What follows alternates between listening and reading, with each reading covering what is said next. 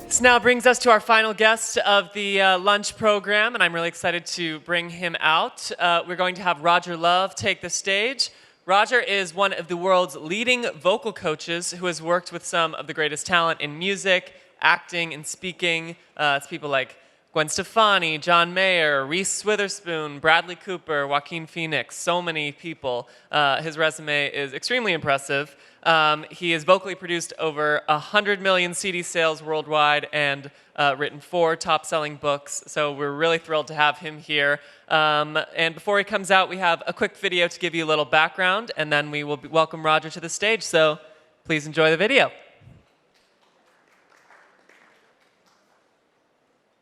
Did you get singing lessons for it? Oh, yeah. For the movie? Oh, yeah. Roger Love, this incredible vocal coach. I worked with him 5 days a week for months, yeah.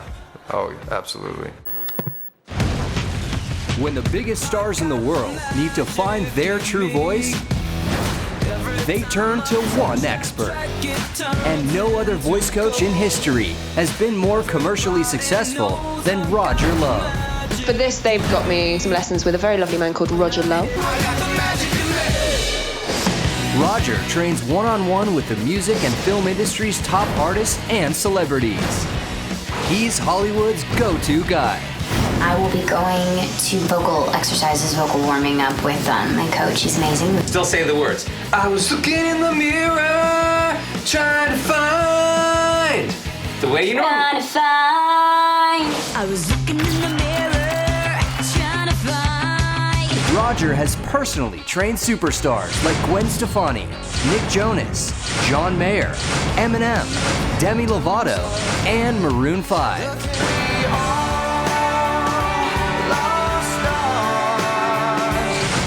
His vocal secrets can be heard on hit television series like Scrubs, Entourage, Glee, The Voice, and American Idol.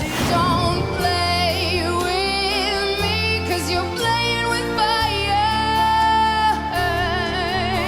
And when the film industry needs to turn actors into singers, they call the best in the business. Hello, I'm Johnny Cash. His work with the stars of Walk the Line helped earn an Oscar nomination for Joaquin Phoenix and a Best Actress win for Reese Witherspoon. Never coming back. And Roger's vocal direction on the film Crazy Heart garnered Oscars for Best Song and for actor Jeff Bridges. And I especially want to thank Roger Love, man. But it's not just about singing. Roger is also a master of speech and influence, training some of the most famous speakers in the world. From Oscar-winning actors and TV hosts, to motivational speakers, to one of the most successful high-performance coaches in history. Roger is the world's #1 vocal coach. The world's #1. There is no second, third, or fourth.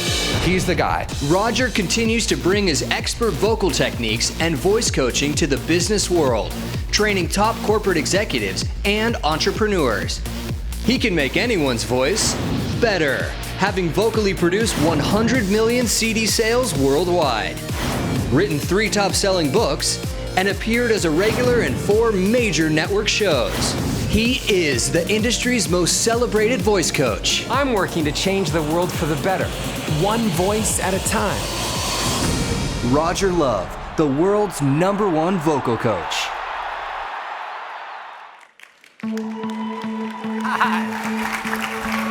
Hello!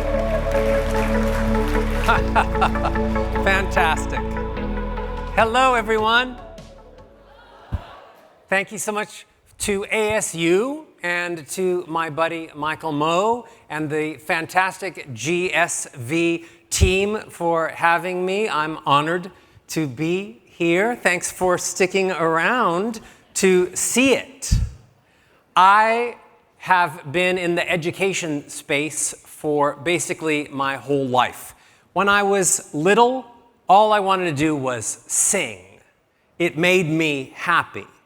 And when I was 13 years old, after years of begging, my parents finally took me to study singing with the most famous voice teacher at that time in Los Angeles, and he took me on as a student. And 3 years later, he had the opportunity to go to Banff for 6 months and teach a master class.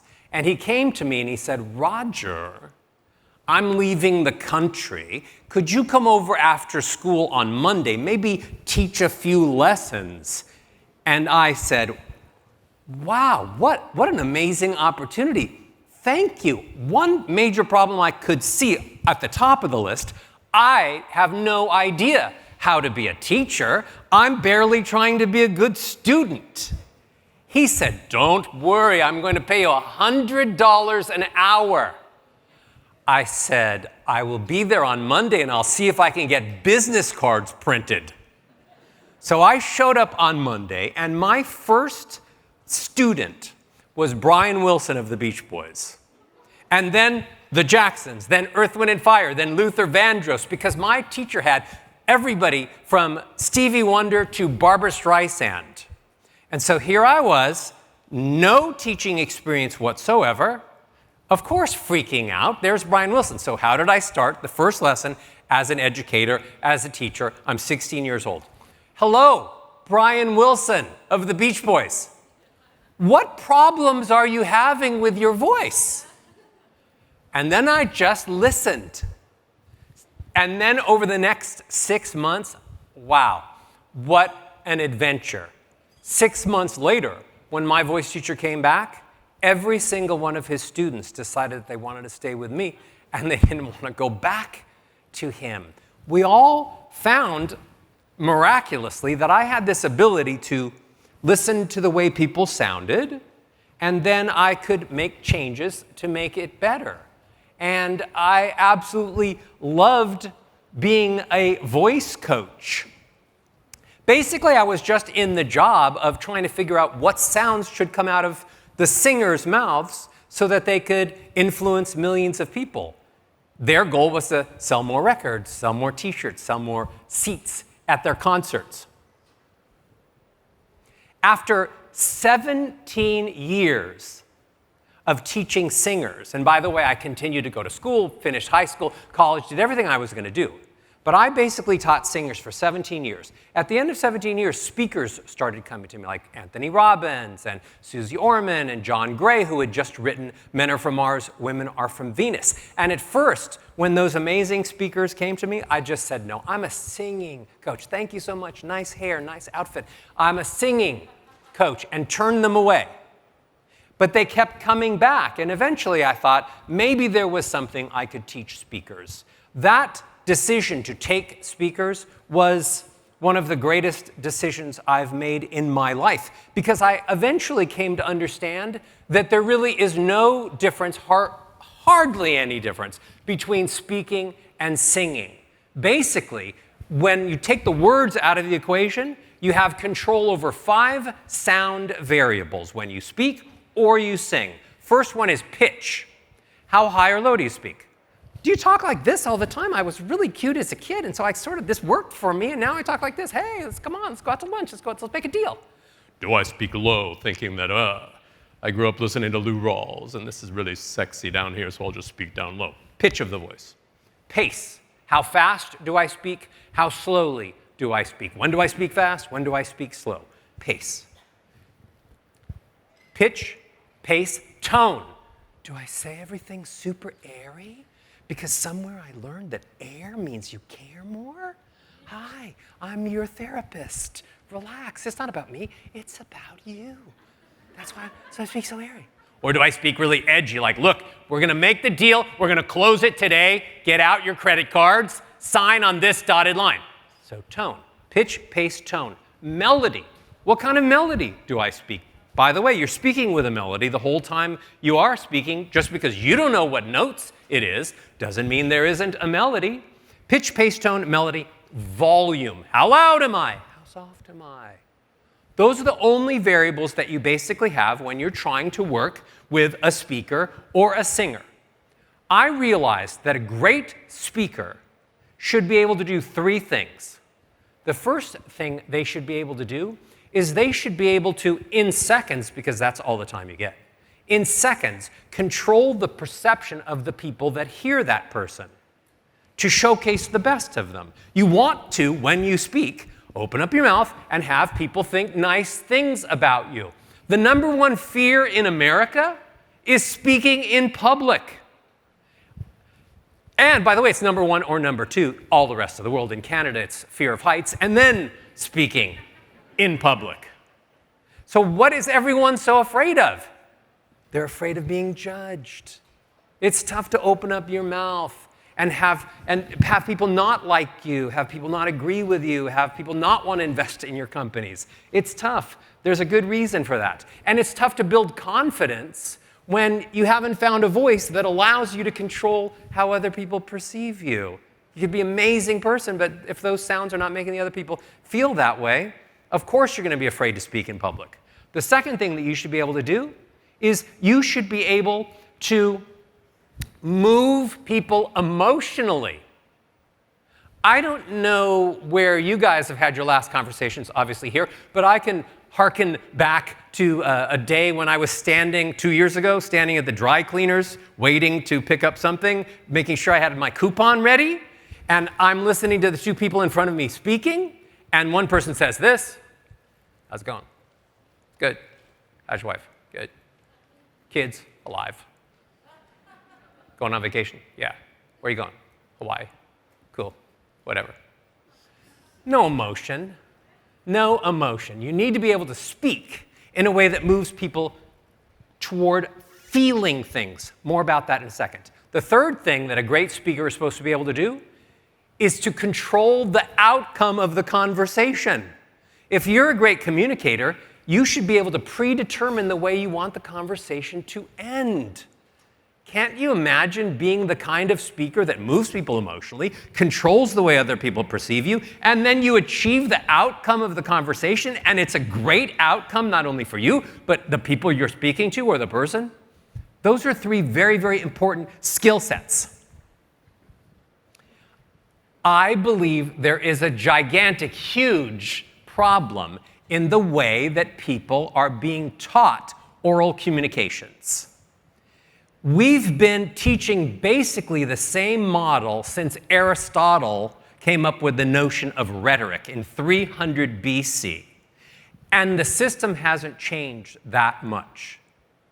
Aristotle basically said you needed to have pathos, logos, pathos, and ethos, which all that means is when you speak, are you a credible authority? Do people think that you're credible? When you speak, are you presenting a logical argument? Do people think that makes sense? And when you speak, are you moving people emotionally? Well, that was amazing, and all three of those things are fantastic, as good as the three things I said a great speaker should be able to do. But he was missing one key ingredient, and I don't know if any of you out here consider yourselves able to follow recipes in a cookbook, but you know when you're missing a major ingredient, no matter how many times you make that recipe, it's never going to taste good. So Aristotle was missing one key ingredient: sound. The sounds you make aside from the words. The world, since the dawn of time, we started actually with sound. Cave people. Means I want to make a baby with you. And means I really am hungry. Could you cook the buffalo? Sort of started with sounds. But since then, and Aristotle doing it as well, we've become a word-based oral communication system. Thinking that if I had the right words to say, I could convince you of signing that deal, taking out your credit card, saying yes if I said, "Please marry me, don't tell my wife." I could convince you of anything if I just had the right words to speak. But the problem is that's not how the brain processes spoken information. The brain processes first for emotion and then for logic. Let me explain. When I speak to someone, this is scientific, by the way, and true. It's not woo-woo. I like saying woo-woo, but everything I say is not woo-woo. When I speak, sound comes out of my mouth, riding on a bed of air, and vibrates the bodies of the people that are here, or even listening, and it's coming out of their speakers. My job is to vibrate the bodies. That's why I say speaking is a physical connection. It isn't just an oral thing. The first part of the brain that it goes into is the amygdala. The language of the amygdala is emotion. The amygdala thinks, is that emotional what I just heard? And if it is, it will pass the information along to the prefrontal cortex, the part of the brain that logically processes it, that decides how do I feel about it, that decides if we should store it into memory, that takes action upon what you said. All of those things happen in the prefrontal cortex. The amygdala is just the gatekeeper, like a really good assistant that doesn't let the wrong people into the office. Words by themselves have no emotion. I love chocolate. I hate chocolate. I love bananas. I hate bananas. You have no idea how I feel about bananas and chocolate because the words by themselves have no emotion actually attached to them. I call the first type of communication that gets stopped at the amygdala and doesn't go any further shallow communication. I say when it gets immediately past the amygdala into the prefrontal cortex, it's called deep communication. Stanford, I know Stanford too, it's a healthcare system. Stanford research says that the voice, the sounds the voice makes, is as much as 8 times more important than the words you use in convincing people whether or not they should like you or believe you or trust you or care about anything that you say. 8 times more important than the words, infinitely more important than facial gestures or body language, the sounds. Other research shows that the #1 most requested skill set is oral communication. LinkedIn said that over 50% of the applicants of the job requests. #1, please find me a great oral communicator, and yet it is the least proficient skill, I believe, in the world today. I believe we are in the lowest part of oral communication, great oral communication ever. The people that are entering the workforce, the people that are in the workforce, present company sort of excluded because you're all special.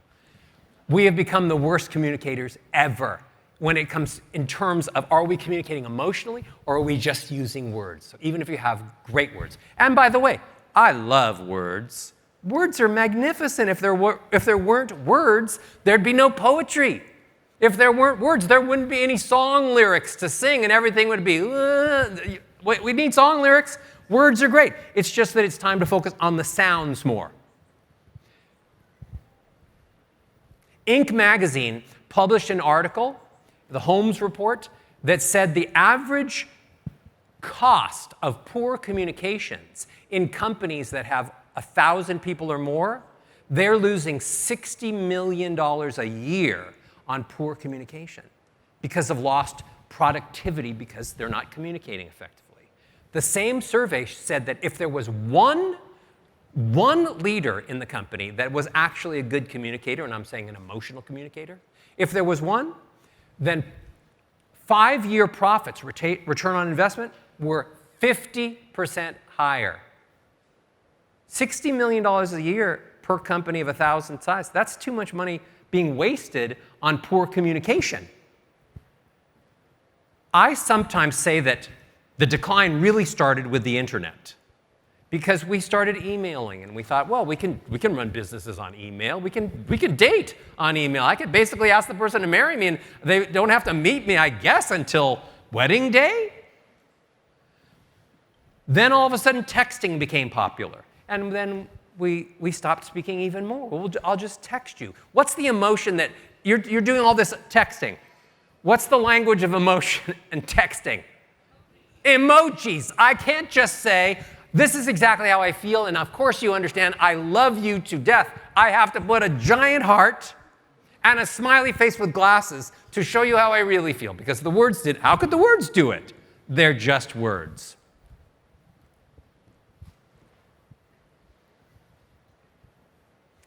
People are asking me, how do we get back to the way that things were before this whole COVID thing happened? And I say this, Hell no. Why in the world would we want to go back to a system that was already broken, the way we were learning oral communication and the way we were teaching oral communication? We have to move forward to a sound-based model. Yes, words are important, like I said, but it has to be a sound-based model. Deep communication is what's next. That's what's next in the education space, and because, as I explained, we don't learn logically, we learn infinitely faster emotionally. So let me talk specifically about your voice. Your voice. Do you like the way that it sounds?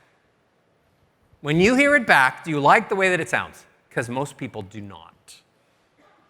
Most people hate the sound of their own voice when they hear it back. They didn't even know they sounded like that because we're not used to recording ourselves, listening back, making changes, recording ourselves, listening back, making changes. They don't like the way that they sound. Why do you sound so different coming back? Well, first of all, sound coming towards you sounds different than sound coming away from you. And look where our mouths are, by the way. If you think your voice was for you, you don't understand anatomy. If your voice is actually a gift that you're supposed to learn how to use and give it away. That's why they put the mouth here. So when you speak, sound goes like this. Hello. And that's why they put the ears here. So you can't even hear it until it goes out there and bounces around stuff, and some of it comes back. When you're actually listening to yourself, what you're hearing is bone vibration inside your skull. The sound is bouncing around your skull, and you think, I'm so big and powerful and omnipotent. I feel vibration. But it's inside your skull. It has nothing to do with what anybody hears. You might be totally mousy out to other people. Their ears are out there. The voice is a gift we learn how to use to give away. Let me give you some amazing news, though, about your voice. You're not the voice you were born with. People think that the sound that they have right now, whenever they meet me, is the voice that they were born with. But you actually were born with an instrument. An instrument. Your grandmother gave you a Steinway piano. You brought it home, you put it in the living room, and you put frames on it. You never learned how to play it. The voice is an instrument. How did you learn to make the sounds you make? By imitating the people that you grew up with. If your mom spoke really airy, Roger, you're so much cuter than your brother. Are you hungry? Then as soon as you could speak, you said, Mommy, I'm really hungry. Forget about my brother. And if your dad spoke like this, hello, I'm going fishing, and you really wanted to go fishing, well, as soon as you could speak, you're like, Daddy, fishing. We imitate the sounds we hear because we're trying to create connections. That mirroring technique is very scientific, and it's true. So all of a sudden you grow up, and you think that's your voice, but it's just the voice you imitated. The amalgamation of all the voices that were mostly in your ear. And people don't understand that when you learn words, you also learn the sounds that are attached to them. And the sounds that are attached to them are the exact sounds that are coming out of the people that are speaking to you. That's why people in different parts of the country have this accent and that accent and this regionalism. You learn the words, you learn the sounds of the words. You learned by imitating. Let's talk a little bit, in the time that I have left, about the sounds you're making and what sounds you should be making and some sounds you should not be making, okay? As I said before, you have 5 things to play with: pitch, pace, tone, melody, and volume. So let's talk about, first of all, those concepts, those words, pitch, pace, tone, melody, and volume. You think you all know what that is, right? Well, that's a problem, especially with words that are in the common vocabulary. Oh, pitch, pace, oh, tone, yeah, melody, volume. You think you know what they mean? People all around the world have no clue what they mean. I decided it was time for me to take those back and redefine each element specifically and attach them to the sounds so that people would know. So let's first start and talk about, the first one I want to talk about is melody. When you're speaking, there's a melody going on in your voice. You don't have perfect pitch. You don't play the piano. You have no idea what those melodies are, what those notes are. Nonetheless, there are notes going on. There are 3 types of melodies that people use. One of them is called ascending melodies, going from low to high. I really love chocolate. I love my wife. I love golf. This is an incredible day. I love GSV. I'm looking forward to dinner, though I don't want Roger to stop. Ascending melodies. Those are good, by the way. Ascending melodies make people happy. I just won the lottery. That is amazing. My name is Roger Love. That's an ascending melody. Then there are descending melodies. It's my birthday. My name is Roger Love. I didn't get any presents. It's okay. Descending melodies make people unhappy. And guess what? Your teachers in school, though they may have been very, very nice during nap time, giving you the nice places to rest, they led you astray. They told you that when you get to a comma, you're supposed to go down. And when you get to a period, you're supposed to go down. And the only time, oh my goodness, the only time, don't ever break this rule, that you can go up is if it's a question. You love your wife? So they were teaching us melody just by imitation. But can you imagine if I would have told Mozart or any great composer that they can't, the only time they can go up is if the lyric has a question? They would say, forget it, dude, that's stupid. All those articles you read over the years about uptalk, those aren't written by musicians. Uptalk is when it actually slides. It's okay if I just go up to the last note and I slide there from the first one. That's uptalk. So don't do that, because that is sort of questioning. I'm really an expert. But as long as you don't scoop up and you just use ascending scales, I'm an expert. When you get to a comma, you don't have to go down. If you go down, you're basically telling people, oh, it's your turn to speak, because I'm really done. You wonder why you're interrupted all the time. Well, you keep stopping. You're sending melodic information to the listeners and saying, I'm really done. Okay, I still have a little bit more to say, and now I'm done. Descending melodies make people unhappy, make people sad. Ascending melodies make people very happy, make you happy to make them. What's the third type? Monotone. I'm speaking on the same note the whole time. You're like, Roger, I don't know anybody like that. Oh, you know people like that. That person might be in the mirror. Monotone still counts if you stay on one note most of the time, and then when you get happy, like, oh, you go to another note, and then you come back to that note. Over 90% of the population is still speaking in monotone, one note, because they think there's only one note to play with. That's crazy. You wouldn't buy any tune, you wouldn't download any tune that was just one note. Rap music isn't even one note. You can't do monotone. Also, when you speak in monotone, what happens is when you speak like this, in monotone, people think they know exactly what you're going to sound like next. And when they think they know what you're going to sound like next, they think they know what you're going to say next. And when they think they know what you're going to say next, you have lost them. No element of surprise, no element of this, something's going to happen, it's going to make me feel something. I teach people how to use ascending scales. You can do ascending scales or the same note when you get to a comma, but you can't do down all the time. You can't use all of that. Okay, next. Let's talk about volume. People are afraid of volume, thinking that if they had volume, they'd always sound angry. Basically, I have taken all major and minor emotions, 24 to be exact, and figured out the recipe of pitch, pace, tone, melody, and volume in specific amounts, classified those. And I know, I truly, and have been working on this for many, many years, I know the sound mixture to actual emotions. So let's say angry. You think volume, it's just about being loud. There's three main elements, sound elements, to angry. You have to be louder, but you also have to be on the same note. Because when you're mad, you don't have time to make melody. I've been holding it in this whole time, I gotta get it out.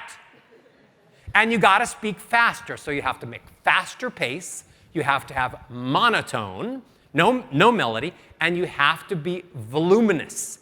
If you don't have all three of those elements, you're never going to come across as angry. I can be as loud as I want, but if I have melody, you're just, what is Roger so happy about? Let's do a little exercise. The main reason that most people don't have the voice that they want, technique-wise, is they're not connecting voice to breath. Everybody sit up in their chair nice. Chest up, shoulders back and down. Okay? Yeah, stand if you want, but it's okay as long as you're sitting. Chest up, shoulders back and down. Now, everybody, when I count to 3, take a big breath. 1, 2, 3. Big breath. Giant breath. And then exhale. Okay, bigger than that. Here we go. 1, 2, 3. Big breath. And exhale. Okay. Now, raise your hand if you raise your shoulders, because a lot of you did. Raise your hand. Keep it up. Now, everybody, raise your shoulders and keep them up. Keep it up. Whole time. Keep it. This is fun, right? This feels good. I wish I could do this thousands and thousands of times a day. How could this create tension or pressure? Right? Oh, okay. Let them down now. That's called accessory breathing. That's the way to get the least amount of air into the body and have no control over it. I want you to do a thing called diaphragmatic breathing. Not because it's cool and because yoga teachers teach it, because I need to use that air to create the sound I want. Everybody put their hand on their bellies. On your own belly, sir. Sorry. That's a joke. He didn't really do that. Okay. I'm corny. Now, without raising your chest and shoulders, take a breath and pretend you have a balloon in your stomach. Look at me. Fill it up. And then blow it out. Do it again. Breathe in through your nose, by the way. And then blow it out. That's called diaphragmatic breathing. The problem with most of you speaking is that you're not speaking while your stomach is coming in, and you're supposed to. Roger only wants me to speak while my stomach is coming in. When I do that, like an accordion, when the sides of the accordion come together, it pushes air and sound out of the instrument. Most of you are speaking the whole time, and your stomach is just hanging. It's just sitting there, minding its own business, trying to stay back behind the belt, stay back behind the top rim of the trousers. It's not doing anything. You're holding your breath the whole time you speak. You wonder why you don't have any thickness and volume and resonance. It's because you're not breathing. You have to actually learn to send air out of the mouth. Everybody take a breath. Let their tummies come forward. And then bring your stomach in when I say, Roger wants me to speak while my stomach is coming in. Say that. Roger wants me to speak only when my stomach is coming in.